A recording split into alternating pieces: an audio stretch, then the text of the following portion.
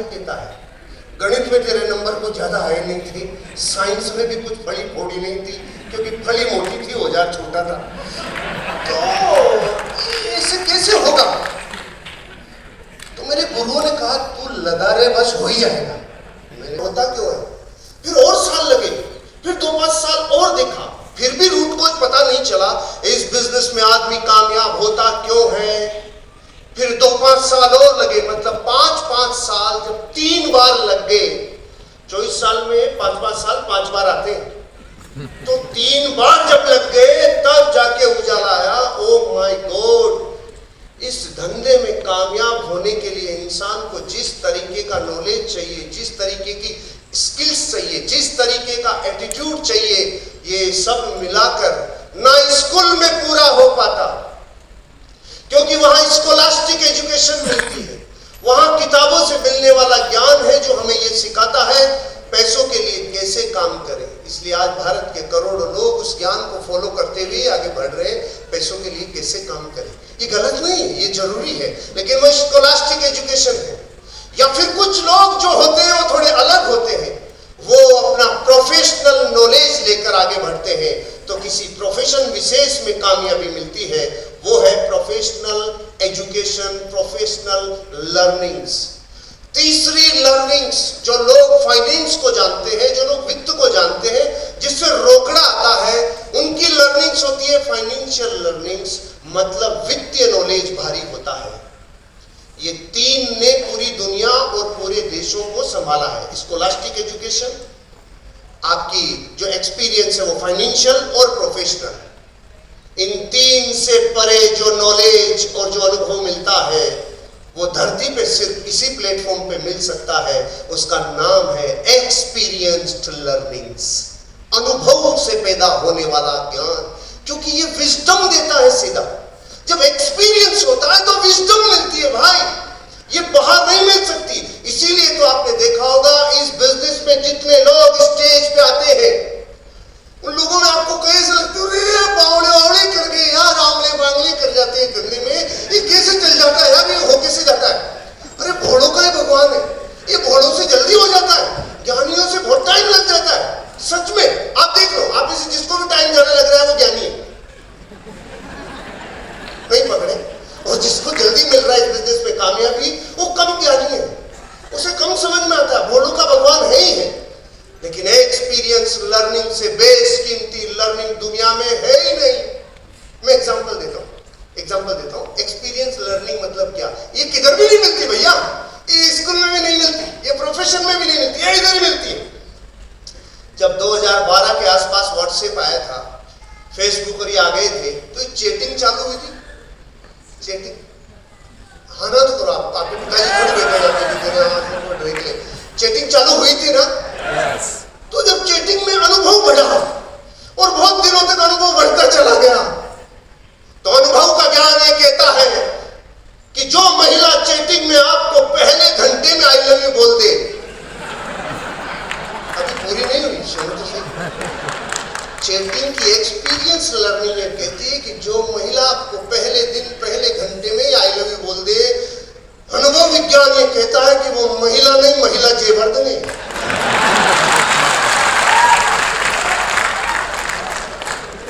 अब ये बात समझने के लिए 2 चीज जानना जरूरी है। एक तो क्रिकेट जानना जरूरी है, श्रीलंका की टीम का बैट्समैन कौन है ये जानना जरूरी है, तब ये पकड़ना आता है कि ये कैसे काम करता है। भाई एक्सपीरियंस देता है ये बिजनेस। एक गवर्नमेंट जॉब के आदमी से जब आप मिलने जाते हो तो वहां के जीवन के सारे अनुभव आप बाली की तरह लेके आते हो।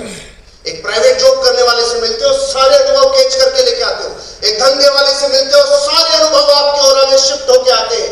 एक बिजनेस ओनर से लेके, एक एंटरप्रेन्योर से लेके, एक टीचर से लेके, किसी भी प्रोफेशन के आदमी से एक नेटवर्कर जब मिलता है, वो सारी ऊर्जाओं को समा के लाता है और ये मिलकर बनता है एक कामयाब इंसान, जो इस धंधे से ही मिल सकती है, बाहर की दुनिया में नहीं। बाहर की दुनिया में आपका किसी एक डायमेंशन का विकास हो सकता है, यहाँ सर्वांगीण विकास होता है, यहाँ डेवलपमेंट, यहाँ का व्यक्ति बुरे से बुरा फेल भी हो जाए तो मां कसम वो इतना जीवन में कामयाब हो जाता है जिसकी संभावनाएं असीमित है। आपको ये बिजनेस शुरू करना चाहिए। कितने लोग हैं जो पहली बार आए? बाप रे, आधा ऑडिटोरियम भरा हुआ है नए लोगों से। मैं आपसे ही बात कर रहा हूँ। ये बिजनेस एक्सपीरियंस देता है, लर्निंग्स देता है। हमें इस धंधे को शुरू करना चाहिए। करोगे? करोगे? एक्सपीरियंस अगर हो गया तो इंसानों से डील करना समझ जाएंगे, इंसानों से रिलेशन बनाना समझ जाएंगे, उनसे नॉलेज पैदा होगा, फिर उनके साथ रहने से स्किल्स डेवलप होगी और धीरे धीरे कम्युनिकेशन बढ़ता चला जाएगा। और आप इस बिजनेस में 3 से 5 साल में उस पायदान पे होंगे जो ऑटो पायलट मोड पे है, जो ऑटोमेटिकली आपके बिजनेस में आपका रिफ्लेक्शन छोड़ता है और चीजें ग्रोथ की तरफ चलती है। एक स्टेज के बाद तो इसको रोकना पड़ता है, ये रुकता नहीं है भैया, इसको रोकना पड़ता है। एक औरत थी, एक पंडित जी के पास गई और जाके बोली, पंडित जी 10 साल हो गए शादी को, बच्चे ही नहीं हो रहे। पंडित जी ने कहा, चिंता मत करे बेटा, मैं बद्रीनाथ जा रहा हूँ, दिया जला के आऊंगा, तेरा काम हो जाएगा। पंडित जी 10 साल बाद आकर देखे तो आंगन में 10 बच्चे खेल रहे थे। पंडित जी टेंशन में आ गए, वाह इतना कमाल हो गया। तो उसने पूछा, अरे सुनो, इनका बाप कहाँ है? ये जी बद्रीनाथ गए दिया बुझाने।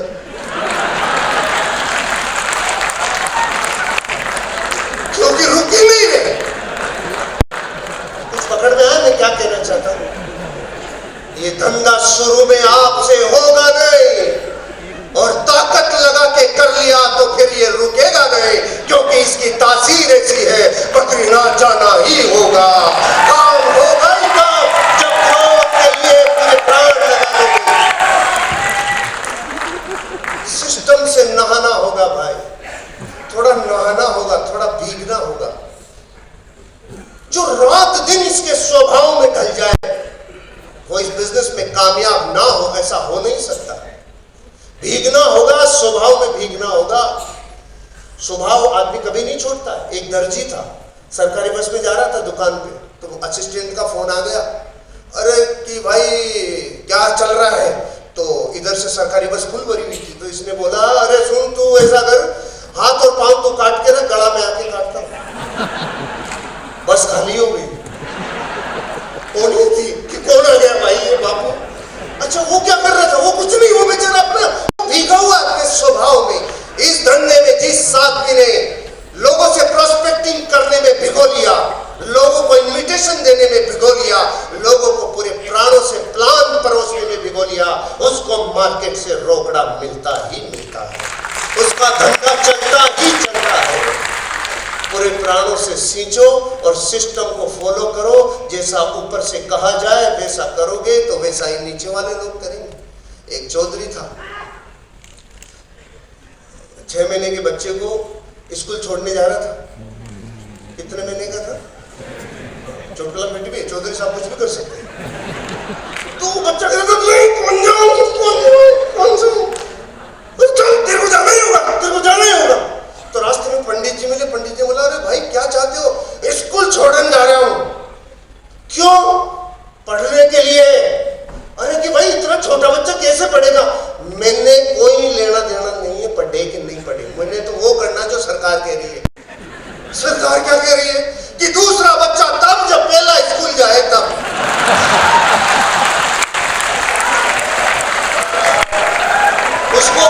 उसको मतलब ही नहीं है पढ़े चाहे नहीं पढ़े, टारगेट फिक्स है। तो बताओ कितने लोग अमीर और कामयाब बनना चाहते हैं? चाहे पढ़े चाहे नहीं पढ़े, डायमंड बनना ही होगा। तैयार हो?